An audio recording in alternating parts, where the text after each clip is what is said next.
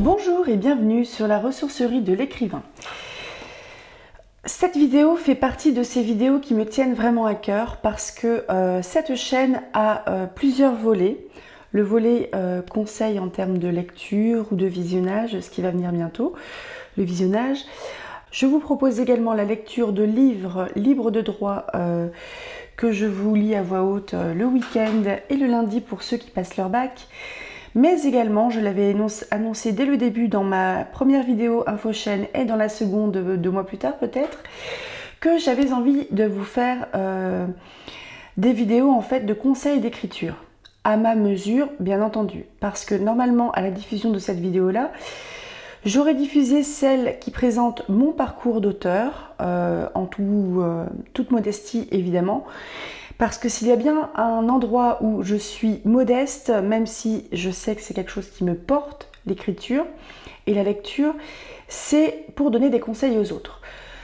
Parce que c'est tout un processus en fait où vous devez vous connaître. C'est-à-dire vous devez vous connaître, savoir quel temps vous pouvez consacrer à l'écriture d'une nouvelle, d'un roman, d'un témoignage, ce que vous souhaitez. Ça, c'est l'aspect qui est quand même primordial pour moi. Vous devez absolument vous connaître parce qu'une méthode d'écriture peut vous être totalement utile, mais également, vous pouvez prendre une partie d'une méthode d'écriture et en laisser de côté une autre parce que cela ne vous convient pas. Je vais vous proposer donc ici 10 conseils d'écriture pour les auteurs qui se lancent. Donc c'est quand on est au tout début, au tout début. C'est forcément des choses que vous avez déjà entendues ailleurs, c'est pas grave. Ça fait jamais de mal de faire des redites et de radoter un petit peu de temps en temps. Et ce que j'ai envie de faire en fait, c'est de vous donner confiance en vous. Essayez. C'est parti pour les petits conseils. 10 conseils d'écriture donc. Vous pouvez penser que toutes les histoires ont déjà été écrites, tout a déjà été raconté. À quoi ça sert de rapporter votre pierre à l'édifice? Eh bien parce que cela sera votre pierre, cela sera votre voix, vos pensées, ce que vous pouvez construire sur une histoire, votre voix, V-O-I-X. Ce sont vos mots, c'est le discours que vous portez. Donc un Roméo et Juliette par exemple, une histoire d'amour impossible entre deux adolescents que leur famille empêche de s'aimer, ça a déjà été écrit par Shakespeare. Ça a sûrement été réécrit par ailleurs. Mais si vous avez envie d'écrire une histoire à la Roméo et Juliette, ça sera votre histoire. Faites-le. Parce que, deuxième conseil, si vous n'essayez pas, vous ne saurez pas. L'écriture, c'est particulier, surtout si vous restez en fait dans un entre-soi, parce que évidemment, le métier ou la pratique de l'écriture, à l'origine, c'est une pratique qui est quand même vachement solitaire.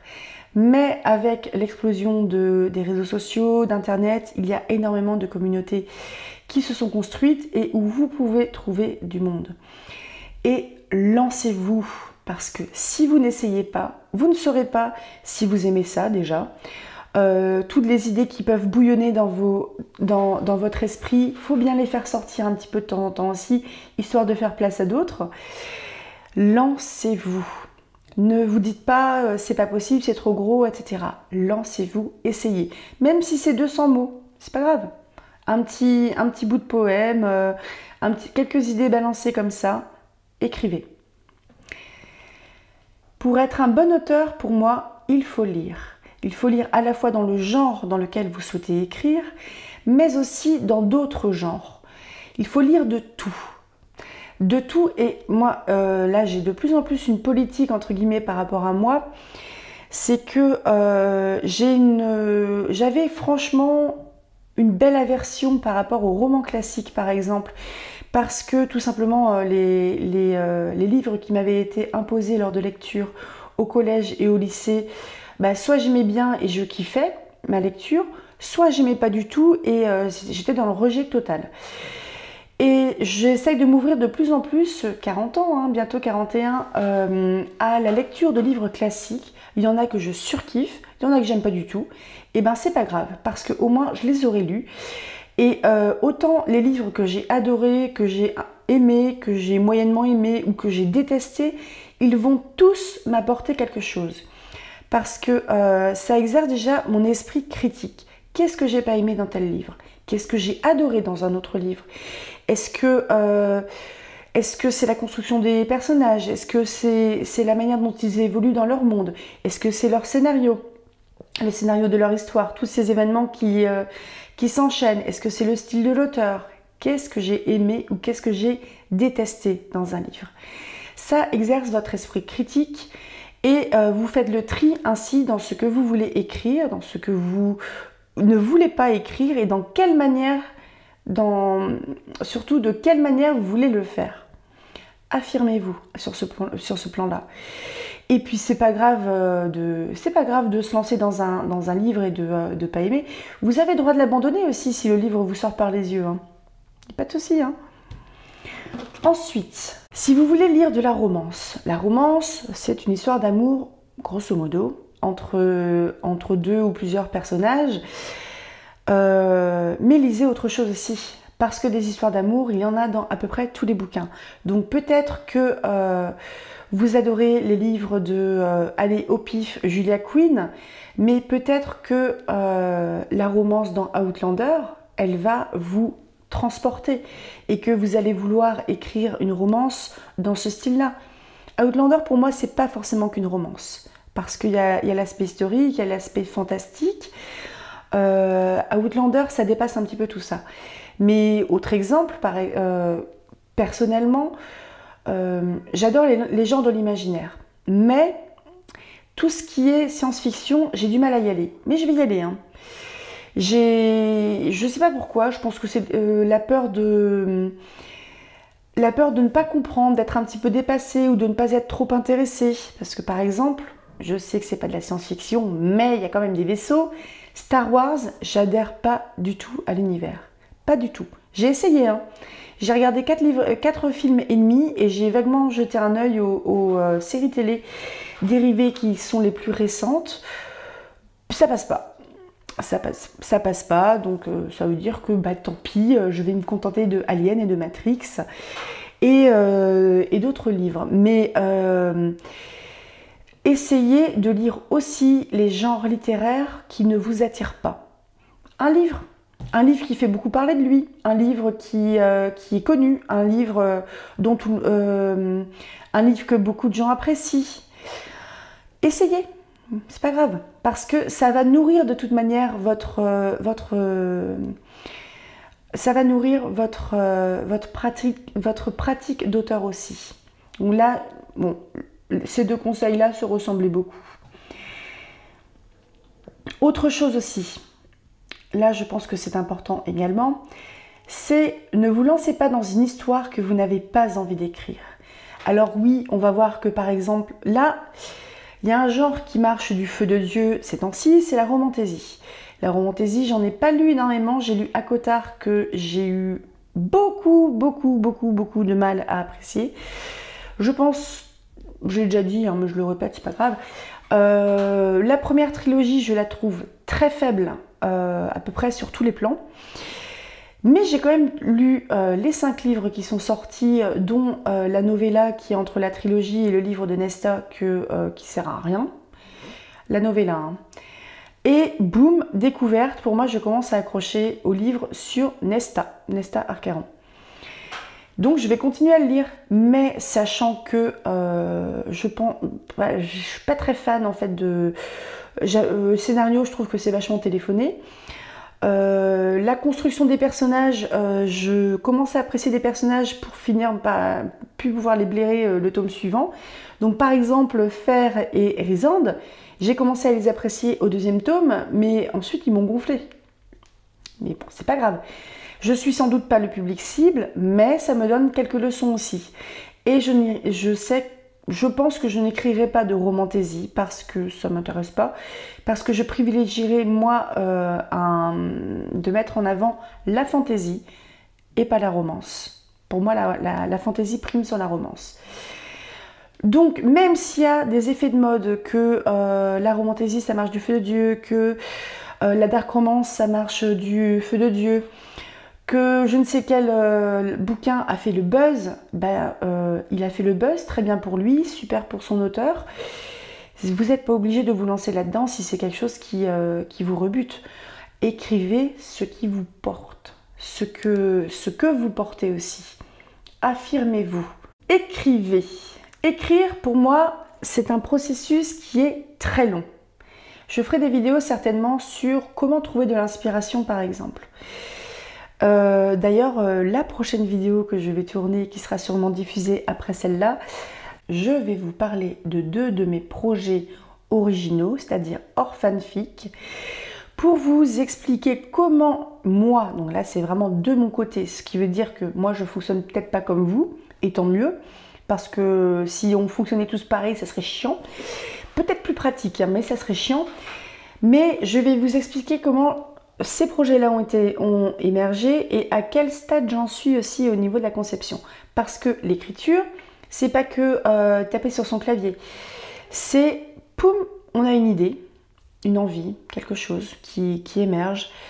On brainstorm, on réfléchit sur, bah, tiens, moi cette thématique-là, j'aime bien, j'ai envie d'aborder un truc sur... j'ai envie d'aborder un truc sur, par exemple, la séparation amoureuse. Donc, je vais réfléchir à quelle manière de quelle manière j'ai envie de le faire. Je vais peut-être lire un petit peu de livres, je vais peut-être regarder quelques films, je vais m'inspirer de ce qui se passe autour de moi aussi, de mon entourage. Il faut être un petit peu éponge. Il faut vraiment être observateur en fait et faut avoir, je pense, une bonne capacité d'analyse sur comment ça se passe autour de soi et aussi comment ça se passe à l'intérieur de soi, à l'intérieur des gens, leur psychologie, etc., leur comportement. Et je m'éloigne, je digresse vachement de ce que je voulais dire. Pour moi, écrire, c'est le brainstorming, c'est l'écriture, c'est la réécriture, la réécriture, la réécriture. Je me sens pas forcément légitime par exemple de parler de réécriture parce que je réécris très peu. Et les textes qui sont publiés en ligne pour le moment, essentiellement de la fanfiction, sont des textes que globalement, j'écris un chapitre, je le balance, il est publié. Ce n'est que de la fanfiction entre guillemets. Là, il n'y a pas d'enjeu, à part être un petit peu lu, être éventuellement apprécié, parce que ça fait toujours plaisir, évidemment.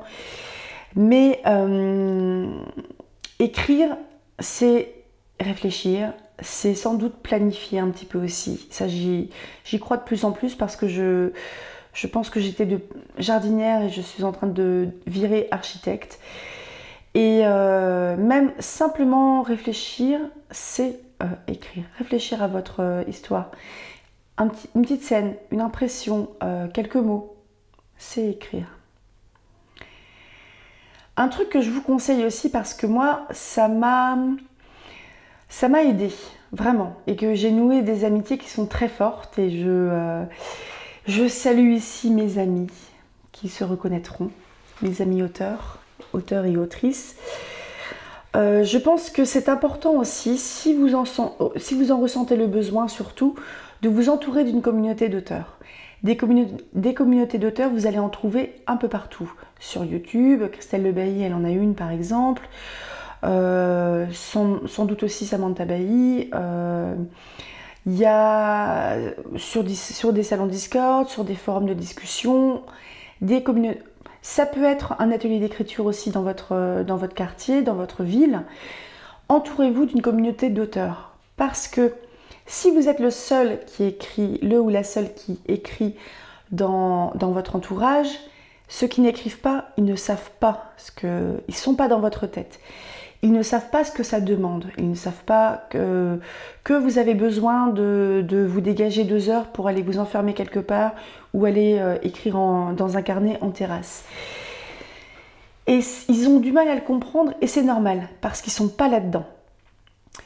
Donc, s'entourer de personnes qui vivent les mêmes choses, qui ressentent les mêmes choses, ça va vous porter. Ça va vraiment vous porter.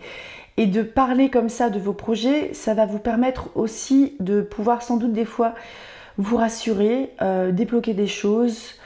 Donc foncez. Il y a plein de sites de publication, il y a AO3, AO3, la difficulté c'est que c'est une plateforme qui est multilingue et qui est surtout anglaise, enfin qui est surtout anglophone. Donc la communauté francophone est toute petite, mais il y a une communauté francophone sur FFnet, qui est sur Fiction Press, il y a Plume d'Argent, il y a Le Héron, il y a Fixia qui est une plateforme qui dépend de Hugo Roman. Et vous pourrez aussi trouver des lecteurs surtout. Et entourez-vous, comme ça vous ne serez pas tout seul. Ça c'est un avantage de vivre, c'est un avantage de nos jours. Et en plus, si vous faites le choix de publier sur des plateformes de ce genre, vos lecteurs peuvent vous laisser des mots. Donc après, ça peut être pas évident des fois de ne pas, d'encaisser des critiques qui peuvent être négatives sur ce que vous avez mis tout votre cœur à écrire, mais c'est la vie. Et il y a une espèce de réciprocité aussi qui s'installe là-dedans, c'est que si des gens viennent vous lire et commentent vos écrits, faites la même chose pour eux. Déjà, surtout si vous êtes nouveau, c'est pour les remercier également, c'est pour un peu papoter. Créez votre réseau, créez vraiment votre réseau. Et je ne parle pas des réseaux sociaux ou d'une page auteur sur Insta ou des trucs comme ça. Là, je parle vraiment de communauté d'auteurs où on écrit et on parle de ce qu'on écrit. Puis on commence un peu à papoter de notre vie aussi. Lancez-vous là-dedans. Trouvez la bonne communauté parce que toutes les communautés ne seront pas bonnes pour tout le monde, évidemment. Donc si on a où ça colle pas, bah tant pis. Ou changez de crémier, c'est pas grave. Quelque chose que je vous conseille aussi et que j'ai fait assez tardivement personnellement parce que honnêtement je pensais ne pas en avoir besoin et ça peut paraître un peu prétentieux mais bon c'était mon sentiment, mais trouvez aussi de bons bêta-lecteurs ou bêta-correcteurs et balisez bien surtout ce que vous leur demandez. Si vous avez par exemple des soucis avec l'orthographe, la grammaire, parce que ça arrive, parce que tout le monde fait des fautes, évidemment, nous ne sommes pas des machines, nous n'avons pas fait tous de grandes études, et puis au fait, pour écrire, il n'y a pas besoin d'avoir fait un doctorat en littérature. N'importe qui. Pour moi, franchement, moi j'ai la conviction que n'importe qui peut raconter une histoire. Après, ça ne veut pas forcément dire que cette histoire sera bonne ou du goût de tout le monde. Ça c'est autre chose. Mais on baigne dans du langage constamment, on parle tout le temps, on lit, on regarde des séries télé, on baigne dans du langage constamment. Donc on acquiert tous des mécanismes, on est tous capables de raconter des histoires, pour moi. Mais le pas est grand aussi d'avoir le projet d'écrire quelque chose qui sera publié. Donc publié, qui va sortir en bouquin, quoi. Là, c'est autre chose. Mais je retombe un peu sur lancez-vous. Et l'histoire des bêta-lecteurs et bêta-correcteurs, c'est qu'est-ce que vous voulez leur demander? Juste une correction des fautes d'orthographe et de grammaire, des reformulations? Est-ce que vous avez besoin d'un expert dans un domaine particulier parce que vous abordez par exemple vous abordez un procès dans votre livre et vous avez besoin de savoir si ce que vous racontez est cohérent avec la réalité? Est-ce que vous parlez de pilote de vaisseaux spatiaux et évidemment vous n'êtes pas pilote de vaisseau spatial, donc est-ce que vous avez besoin de quelqu'un qui s'y connaît en aéronautique? Entourez-vous aussi. Après, l'expert, c'est peut-être plus chaud à trouver. Mais par exemple, si vous écrivez sur quelque chose de très précis, d'assez pointu, faites des recherches, évidemment. Sinon, ne l'écrivez pas. Vaut mieux éviter d'écrire une grosse connerie, en fait. Toujours sur les bêta-lecteurs et les bêta-correcteurs, qu'est-ce que vous attendez d'eux? Est-ce que vous attendez aussi un avis sur la cohérence, sur l'évolution des personnages, sur l'évolution du scénario, sur la manière dont votre histoire est construite? Parce qu'il y a une grande différence entre une simple correction grammaticale, orthographique, la casse, est-ce que vous avez oublié un espace quelque part, etc. et un avis plus poussé, plus pointu sur ce que vous avez écrit. Il y a une grande différence. Ensuite aussi, je pense, documentez-vous sur l'écriture. La construction du scénario, le world building, la construction des personnages, le travail du style. Donc il y a des livres, il y en a plein. Je vous ai déjà parlé de quelques livres. Je vous ferai des retours plus spécifiques sur des bouquins en particulier quand je les aurai lus en prenant des notes et compagnie. Il y a des masterclass. Il y a des masterclass qui sont gratuites en ligne. Je pense notamment à Brandon Sanderson. Je pense aussi en français à l'Institut des carrières littéraires, l'ICARES, qui est animé essentiellement par Lucie Castel, Johanna Vogel et Dimitri Pavlovski, il me semble, qui sont de très bons conseils. Samantha Le Bailly, c'est peut-être plus accessible. Samantha Bailly tout court. Farfouillez, cherchez. Il y a des formations aussi, l'ICARES par exemple. Et surtout, écrivez. Écrivez et ça veut dire se connaître, se dégager du temps, imposer ce temps dont vous avez besoin à votre entourage. Rognez sur votre sommeil, rognez sur vos pauses au boulot aussi. Votre pause au boulot, si vous avez 1 heure que vous mangez en 30 minutes, que vous n'avez pas envie de discuter avec des collègues, ça vous fait 30 minutes pour écrire. Il faut écrire, pratiquer. Parce que à part être un génie, et les génies ne courent pas les rues, à part être un génie, votre premier jet, vos premiers balbutiements au niveau de l'écriture, ils ont besoin d'être travaillés. Et pour avoir besoin d'être travaillé, il faut pratiquer. C'est en forgeant qu'on devient forgeron. Ça veut bien dire ce que ça veut dire. C'est en écrivant qu'on devient écrivain. Écrivez. Faites-le pour vous. Ce sera tout. Comme je vous l'ai dit, c'est pas du conseil technique, c'est plutôt de la motivation. J'insiste vraiment sur le côté connaissez-vous. Parce que est-ce qu'il vous faut une plage de 2 heures? Est-ce que des petites sessions de 15 minutes par-ci par-là, ça vous suffit parce que vous avez une attention qui est assez fluctuante et que 15 minutes très concentrées, ça le fait réparti dans la journée? Est-ce qu'il vous faut 24 heures? Est-ce que votre samedi, c'est de l'écriture? Votre rituel, c'est votre rituel. Il vous appartient. Si vous avez besoin d'être enfermé sans bruit, qu'on vous foute la paix pendant 1 heure, c'est votre rituel. Si vous pouvez écrire sur votre téléphone dans le métro, ça c'est très bien pour vous. Trouvez la manière qui sera la plus adaptée pour vous mettre en condition pour écrire. Tout simplement. Il n'y a pas de secret, hein. Pour ça, il faut se connaître, il faut connaître son environnement et ses besoins surtout. Lancez-vous. Je ne sais pas si cette vidéo vous sera très utile parce que j'ai l'impression de sortir surtout d'énormes lieux communs. Mais c'était pour tenter, hein. Et des vidéos sur des conseils comme ça pour les auteurs qui se lancent, il y en a des palanqués, il y en aura sûrement des bien meilleurs que les miennes. Mais je tente. Donc n'hésitez pas à faire des retours comme ça sur des conseils que je vous ai donnés. N'hésitez pas aussi vous-même à apporter vos propres conseils.